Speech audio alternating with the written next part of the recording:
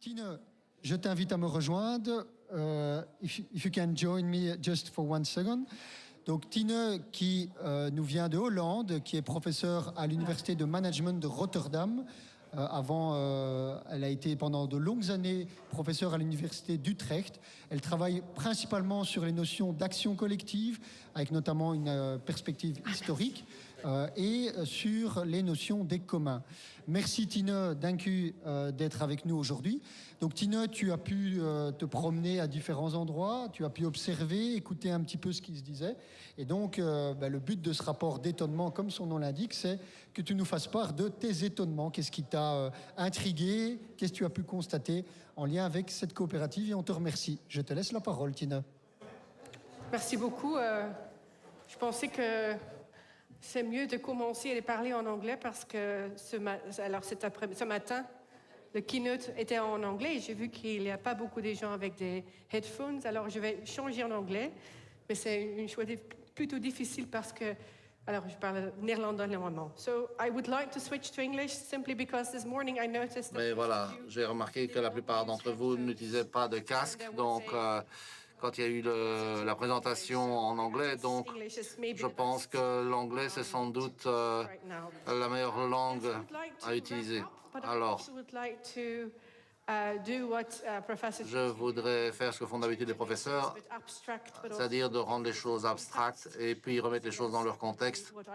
Et donc, c'est ce que je fais de mieux. Donc, je vais essayer de le faire. Et un des sujets qui est revenu régulièrement pendant la journée, même si ça a été un peu compliqué de suivre parce qu'il y avait tant de choses qui se faisaient en même temps, c'est bien d'ailleurs, c'est la question de la taille.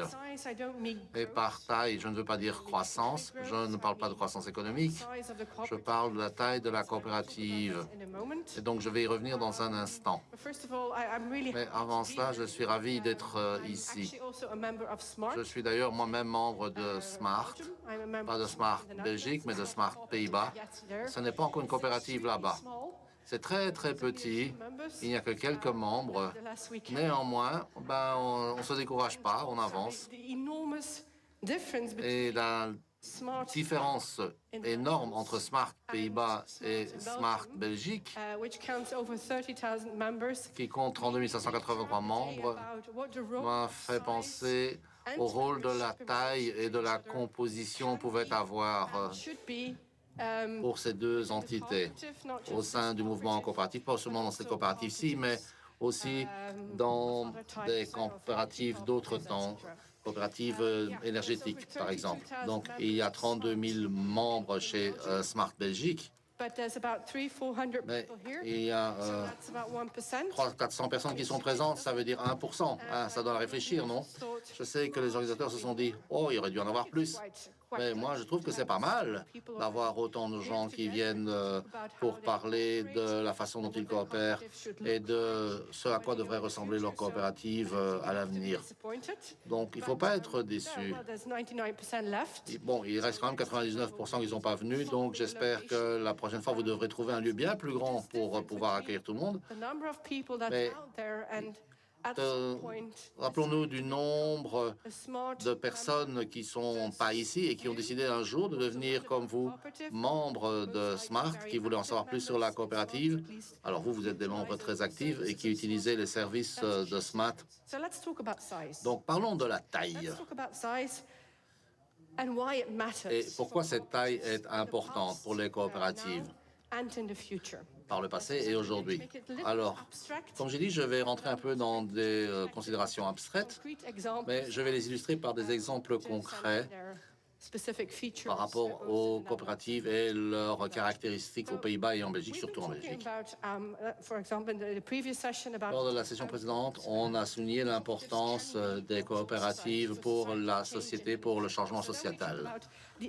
Là, on parle des effets extérieurs des coopératives. Et très souvent, on a tellement le nez dans le guidon qu'on oublie pourquoi il y a des coopératives et ce qu'elles représentent pour la société. En fait, On a des entités là qui se préoccupent beaucoup de ce qui se passe dans le monde, qui veulent changer le statut des indépendants, la façon dont ils sont traités par la sécurité sociale. Donc SMART a une raison d'être qui vient du fait que quelque chose n'avait pas été bien conçu pour une certaine catégorie de personnes par le reste de la société.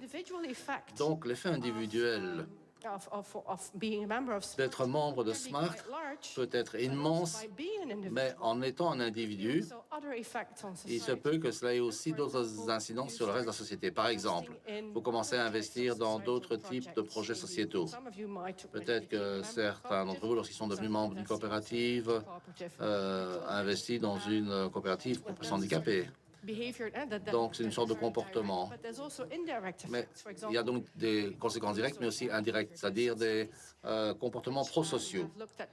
Il y a des études qui ont étudié ces mouvements prosociaux. On voit que les gens qui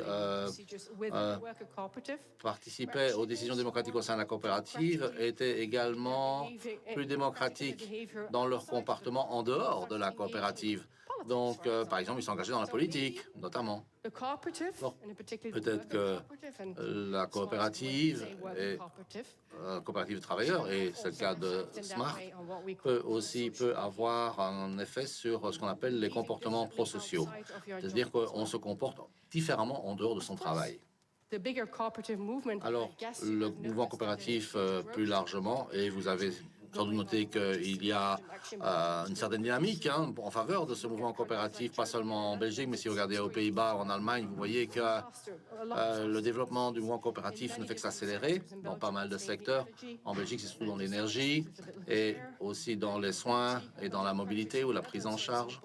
Mais aux Pays-Bas, on voit qu'il y a un énorme développement des coopératives dans le secteur des prises en charge des soins de santé. Le mouvement ne fait que s'accroître, s'agrandir. Et donc, ça veut dire qu'à ce moment-là, il y a plus d'innovation dans ce secteur et qu'il y a plus de pression sur l'ensemble du secteur pour que les choses changent. Alors, on peut postuler qu'en effet, il y a certaines incidences aujourd'hui, mais aussi par le passé.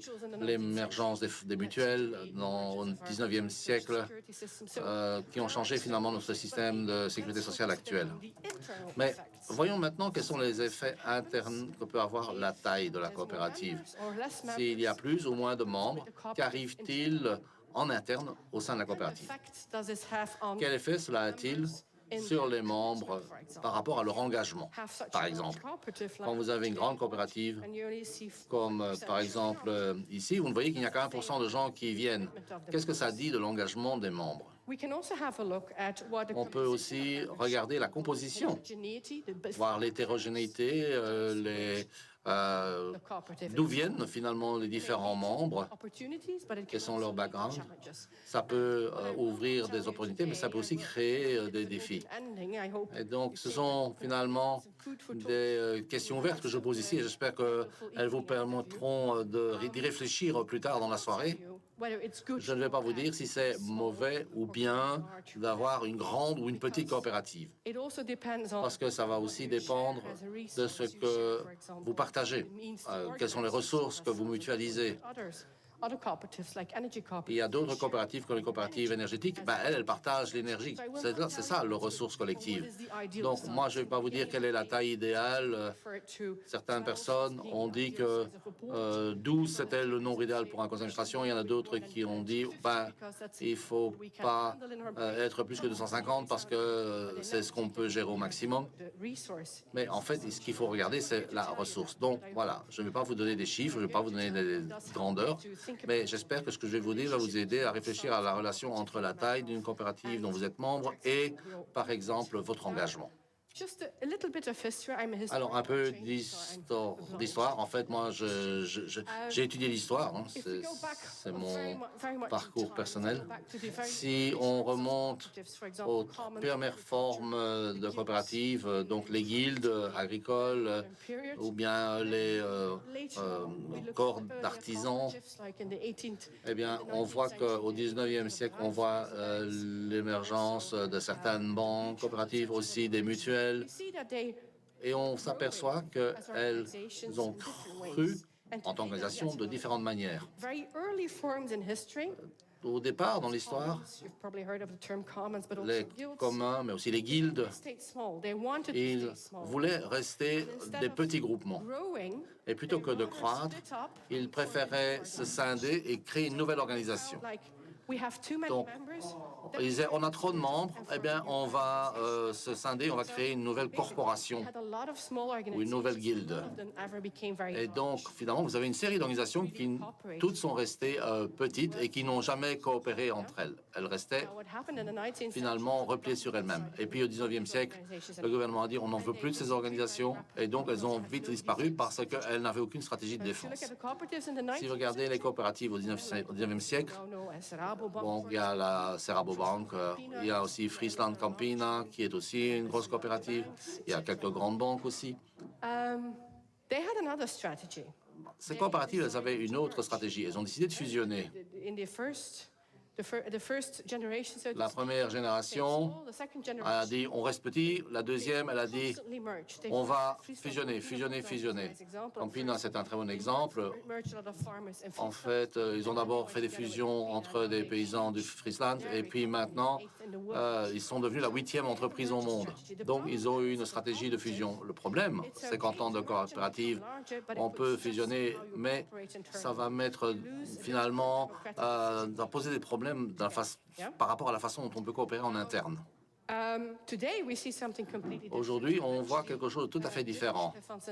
Dire qu'en ont d'ailleurs parlé ce matin dans leur discussion, on voit une autre forme de stratégie qui se développe. Plutôt que de fusionner et de devenir une organisation de plus en plus importante, la plupart des coopératives travaillent ensemble au travers de lobbies. C'est ce qu'on voit par exemple dans le secteur de l'énergie. Aux Pays-Bas, on a d'autres exemples avec une sorte de réseau de lobbying de tous les organismes de soins. Et ce qu'on voit aussi par ailleurs, c'est que la croissance est obtenue au travers de l'octroi de franchise. L'octroi de franchise, ça veut dire que vous avez un modèle et puis vous essayez de répliquer le modèle un peu partout dans le pays. Et Smart, c'est d'ailleurs un exemple de franchise. Aux Pays-Bas, nous avons le Hedeboer, un système agricole qui a mis en place ce système de franchisé. Et aussi d'autres qui s'inspirent de ce modèle de franchise. Alors, est-ce que ces organisations sont similaires? Et là, je rentre dans un niveau d'abstraction plus élevé. Eh bien, ce qui est similaire, c'est leur gouvernance, c'est la façon dont elles se gèrent. En fait, vous êtes ici parce que vous pensez que vous faites les choses différemment. Vous pensez différemment. Mais c'est difficile parfois de dire en quoi vous êtes différent. Alors que font ces organisations et quels sont les aspects fondamentaux de la coopérative? C'est que vous partez d'une collectivité de personnes qui ont tous des besoins identiques. Et puis, il faut créer une collectivité de ressources. Et c'est la partie qu'on oublie. C'est vraiment la collectivité des ressources. Vous avez des unités de ressources que vous regroupez, mais vous avez une collectivité de groupe. Les services offerts par Smart, vous pouvez en profiter de manière individuelle, évidemment, mais ensemble, ils forment une ressource très importante à laquelle vous n'avez accès que si vous êtes membre de Smart. On sait tous que si vous demandez à des gens de travailler ensemble, c'est parfois difficile. Et si vous leur demandez de régir une ressource collectivement, en groupe, là, c'est aussi souvent un problème. Donc, ce qui apparaît, c'est un dilemme social, le choix entre votre propre intérêt à court terme et l'intérêt à long terme du groupe. Et donc, c'est un choix qu'on a souvent dû faire pendant la pandémie. Et c'est un choix que les coopératives préfèrent faire. Elles décident d'avoir un problème. On travaille ensemble, donc on crée un problème. Mais on sait comment résoudre ce problème. Et ça, c'est le secret des coopératives. C'est qu'elles ont une solution. Et cette solution, ce sont des institutions. En pratique, ça s'appelle des règles communes, des accords consensuels, des valeurs. Si vous deviez faire un exercice ici par rapport à ce que vous considérez comme important en termes de valeurs, pas mal d'entre vous seraient d'accord sur certaines valeurs spécifiques. Il se peut que la plupart de ces valeurs ou que les principes sur lesquels vous fondez finalement, se rapporte à l'utilité de la ressource, donc ce que vous allez en faire.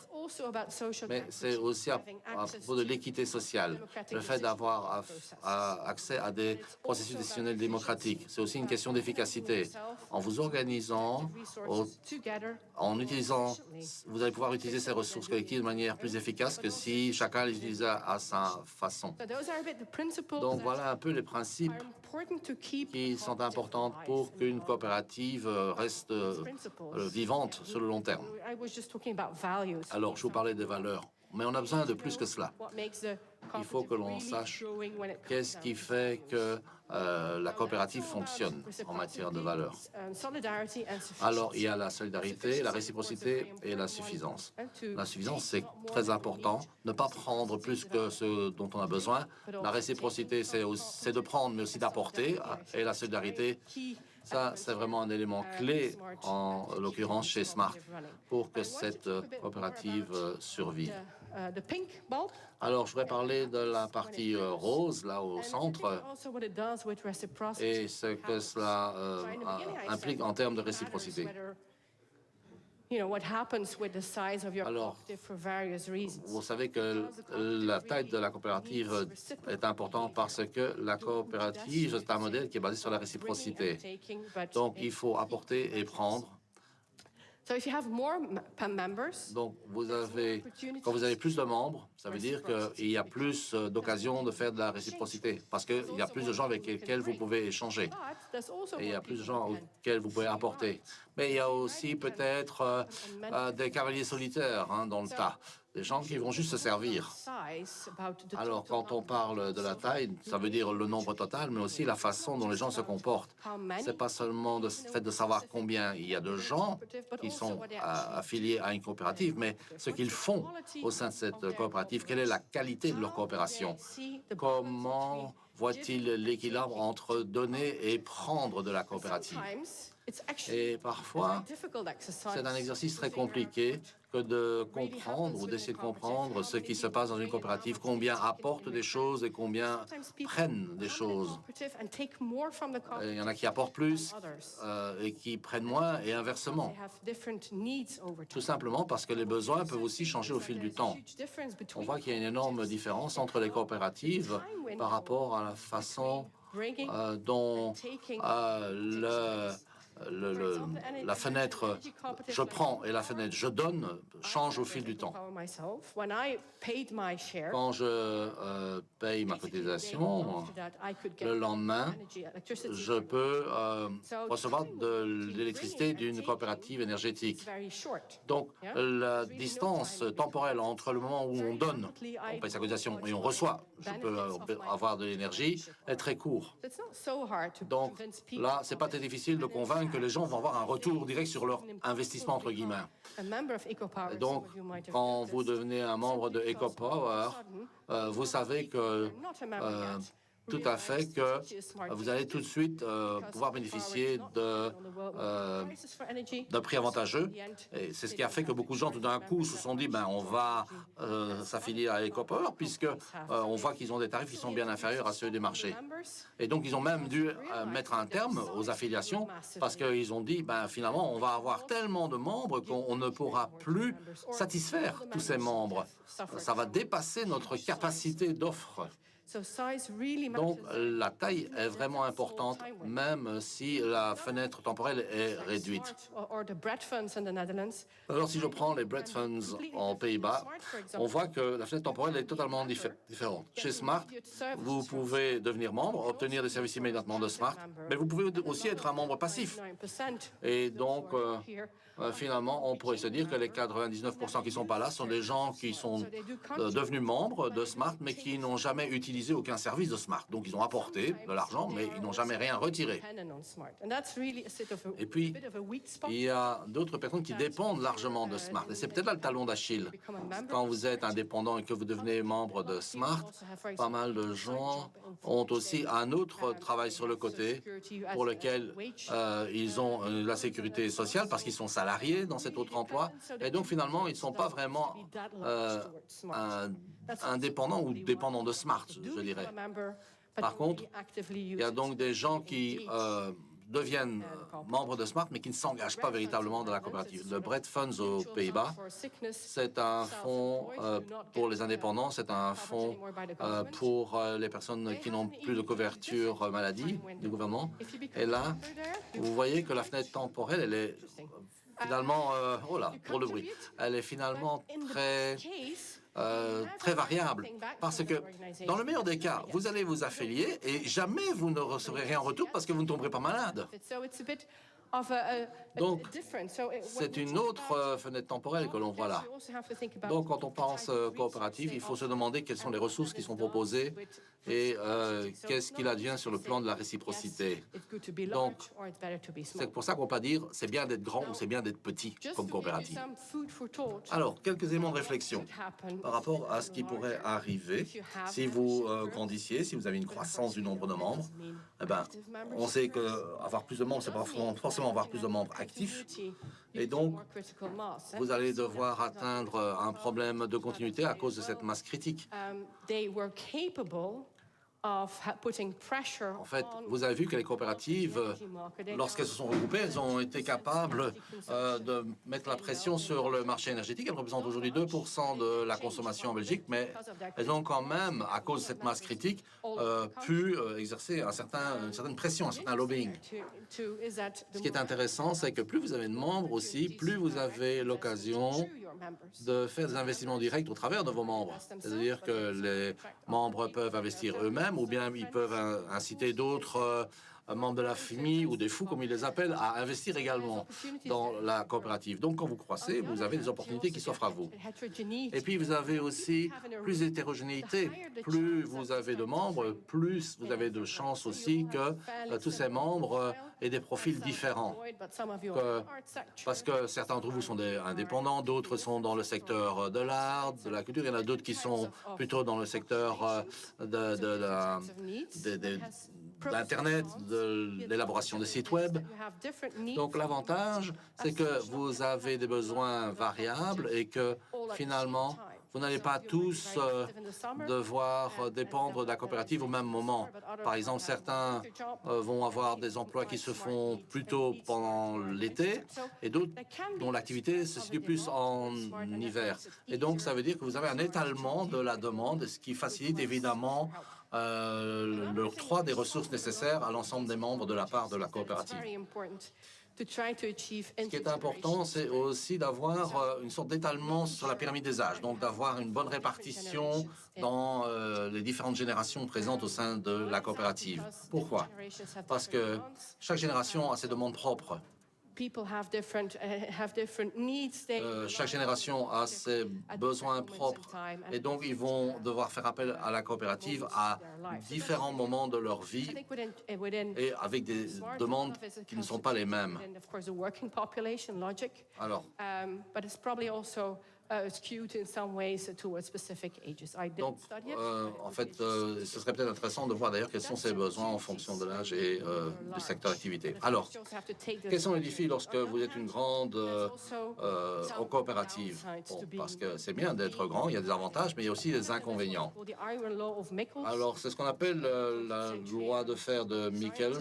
C'est un scientifique du 9e siècle qui a noté que la croissance d'une organisation conduit à avoir plus de bureaucratie, plus de paperasserie. C'est sans doute quelque chose que vous voyez dans toutes les organisations, y compris dans SMART, quand vous voulez organiser de manière interne et faire les choses de manière démocratique. Ça demande beaucoup d'organisation, donc beaucoup de bureaucratie. Et puis, vous avez aussi une tendance à créer des sous-groupes, des factions.